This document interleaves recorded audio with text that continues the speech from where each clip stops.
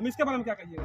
देखिए, मोदी जी कुछ दिन पहले बहुत बड़ा दाढ़ी बढ़ा लिए थे और कह रहे थे कि हम तो भिखारी हैं। मैं देश की जनता को बता देना चाहता हूँ कि वो भिखारी नहीं है, वो मदारी है। जिस तरह से मदारी लाइन खींच देता है और उस लाइन पे लोग खड़े हो जाते हैं और वही चीज दिखता है जो वो मदारी वाला दिखाता है, ठीक उसी तरह ये मोदी जी हैं। आज वह उस मदारी के भांति लाइन खींच दिए हैं और हिंदुस्तान की जनता उस लाइन पे खड़ी है और उसकी आंख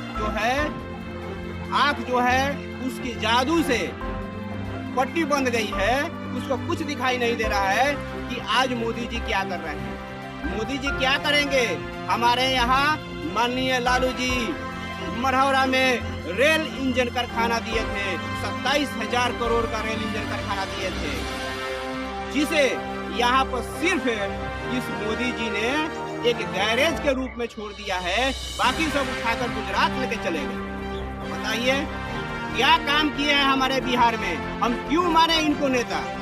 जब हमारे बिहार में कुछ किए ही नहीं है तो हम क्यों माने मोदी जी को नेता अपना? जो बिहार में हमारे लालू जी दिए थे मढ़ौरा में रेल इंजन कारखाना 27,000 करोड़ का, उसमें से सब उठा के गुजरात रोजा लेके चले गए। बताइए ये ऐसे प्रधानमंत्री है हमारे? चीनी मिल के बारे में क्या कहना चाहिए आपने अपना? जी, सबसे पहले तो मैं आपको बता देना चाहता हूँ कि बिहार में जो भी चीनी मिलें बंद हुई, उन सभी चीनी मिलों को चालू करने के लिए कोई किसी बड़े बजट की जरूरत नहीं। लगभग 8 से 9 हज़ार करोड़ रुपए का बजट काफ़ी है बिहार के जो चीनी मिलें बंद पड़ी हुई है उनको फिर नए सिरे से स्थापित करने। सरकार जो है कहती है कि हमारे पास पैसा नहीं, हमारे पास इनकम नहीं हो रहा है कि हम फैक्ट्री को चालू करें और उद्योगपति हमारे यहाँ नहीं आ रहे हैं कि हम इस उद्योग को लगाएं। तो उद्योगपति नहीं आ रहे हैं, ये तो सबसे बड़ी कमी उस सरकार की है कि आपके राज्य में अगर आप कहते हैं कि हमारा राज्य सुशासन का राज्य है, कानून का राज्य है, तो आपके यहाँ अगर उद्योगपति नहीं आ रहे हैं तो ये तो सबसे बड़ी आपकी कमी है कि उद्योगपति क्यों नहीं। सबसे पहली बात कि उद्योगपति जो आप कह रहे हैं कि हमारे यहाँ उद्योगपति नहीं आ रहे हैं, तो सबसे बड़ा हम आपको बता देना चाहते हैं कि सबसे बड़ा उद्योगपति सरकार है। सरकार जो है लोन बांट रही है छोटे छोटे उद्योग लगाने की, 10 लाख रुपए का लोन बांट रही है, उसमें 5 लाख का सब्सिडी भी दे रही है। मैं सरकार से कहना चाहता हूँ कि अगर 10 लाख रुपए अगर लोगों को देकर उद्योग लगा रहे हैं तो क्या वे सफल हैं? नहीं सफल हैं। कहीं ना कहीं किसी न किसी रूप में वह विफल हो जाते हैं क्योंकि उस तरह का यहाँ माहौल नहीं होता। जब माहौल होगा तभी जाके उद्योग भी चलेगा। और आप पैसा का जो है उपयोग कर रहे हैं, कहीं ना कहीं से उसमें कमीशन पूरी का काम कर रहे हैं। अगर मढ़ौरा जैसे चीनी मिल, कई चीनी मिलें बिहार में हैं जो बंद पड़े हुए हैं, उनको चालू करने के लिए सरकार के पास बहुत सारे ऐसे जगह है जहाँ से फंड आ रहे हैं। उदाहरण के लिए आपको हम बताना चाहते हैं कि बिहार में जो प्राकृतिक संसाधन पाए जाते हैं, खनिज संपदा पाए जाते हैं, उसमें बहुत सारा ऐसा खनिज संपदा है जिससे बिहार में काफी ज्यादा पैसा आता है। उसमें से एक बालू के बारे में हम आपको बताएंगे। 1 टेलर बालू का चालान सरकार जो है 2800 रुपये काटती है। अगर एक साल में सरकार 1 करोड़ टेलर अगर बालू बेचती है 2800 रुपये के हिसाब से 2800 करोड़ रुपया हुआ, उसमें से 800 करोड़ रुपया हम निकाल देते हैं, सरकार का खर्च हुआ। अगर 2000 करोड़ रुपया बचता है तो मढ़ौरा जैसा प्रत्येक 1 साल में 5 चीनी मिलें चालू हो जाएंगी, 5 आपको कपड़ा मिल चालू हो जाएंगी, 5 आपको पेपर मिल चालू हो जाएंगी।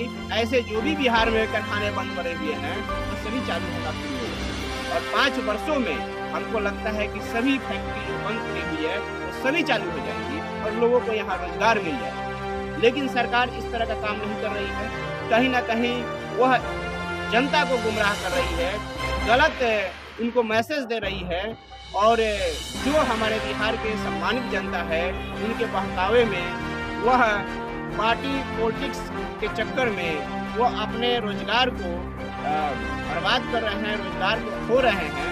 जैसे कि आपको बता देना चाहते हैं कि अभी बिहार में शहनाज हुसैन जी के द्वारा मरहौरा में एथेनॉल फैक्ट्री का नॉमिनेट किया गया था, जो एक राजनीति के तहत इसको हटा दिया गया और यहाँ से कहीं और जगह ले गया गया। अच्छी बात है कि कहीं ना कहीं बिहार में लगेगा, लेकिन मरहौरा में 5 उद्योग था, उसमें से एक भी आज उद्योग चालू नहीं है। अगर एथेनॉल फैक्ट्री को भी लगा दिया जाता तो मरहौरा में लोगों को रोजगार मिलता, आने जाने में यहाँ लोग आते जाते तो व्यवसायी को फायदा होता, किसान को फायदा होता, मजदूर को फायदा होता, अपने घर परिवार को चलाता। एक बात और है कि चाहे किसी पार्टी के नेता हो, तो जब चुनाव आता है तो आते हैं और आके यहाँ के जनता को गुमराह करते हैं और बताते हैं कि हाँ आप हमको वोट दीजिए, हम जीत के आएंगे तो उसके बाद से आपका ये काम हम कर देंगे। लेकिन ये एक बार की बात नहीं है, कितना बहुत चुका है कि जनता इसे वोट देती है और काम नहीं करते हैं। तो इसके लिए आप जनता को क्या संदेश देना चाहेंगे कि जनता के प्रति नेताओं का आकर्षण बढ़े? जी, जनता, सम्मानित जनता को मैं यही संदेश देना चाहता हूँ कि अब बहुत नज़दीक है 2024 का लोकसभा चुनाव।